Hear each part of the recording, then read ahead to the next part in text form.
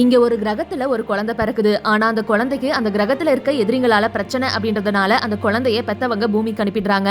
அந்த குழந்தை பின்னாடியே அந்த எதிரிகளும் பூமிக்கு வந்துடுறாங்க. அங்க ஒரு ஜோடி இந்த குழந்தைய தத்தெடுத்து வளர்த்துறாங்க.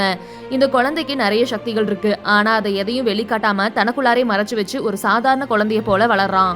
பல வருஷங்கள் ஆயிடுது. ஒரு அலுவலகத்துல வேலை பார்க்கறான். அங்க வேலை பார்க்குற இடத்துல ஒரு பொண்ணையும் இந்த பையன் விரும்புறான். திடீர்னு எதிர்பாராத விதமா ஒரு ட்ரெயின் ஆக்சிடென்ட் நடக்க இருக்கிறத இந்த பையன் தடுத்து நிறுத்திடுறான்.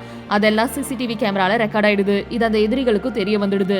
பல குழப்பத்தோட அந்த பையன் வீட்டுக்கு போறான். அந்த பையன் பூமிக்கு வந்த வண்டியில அவங்க பேரண்ட்ஸ் இந்த பையன் யாரு, இவனுக்குள்ளார என்னென்ன சக்தி இருக்கு அப்படின்றத சொல்லி இருக்கிறத இந்த பையன் பாக்குறான்.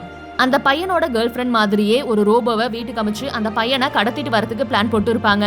ஆனா அந்த பையன் இதை கண்டுபிடிச்சிடுவான். கடைசியில அந்த எதிரியே ஒரு பெரிய ரோபோவா மாறி இந்த பையனை தாக்குவான். ஆனா பல போராட்டத்துக்கு அப்புறம் அந்த பையன் அந்த ரோபோவை சாச்சிடுவான். கடைசியில அவங்களோட கிரகத்துக்கு அனுப்பி அவங்க அப்பா அம்மா கையில அந்த எதிரிகளை இந்த பையன் ஒப்படைச்சிடுவான்.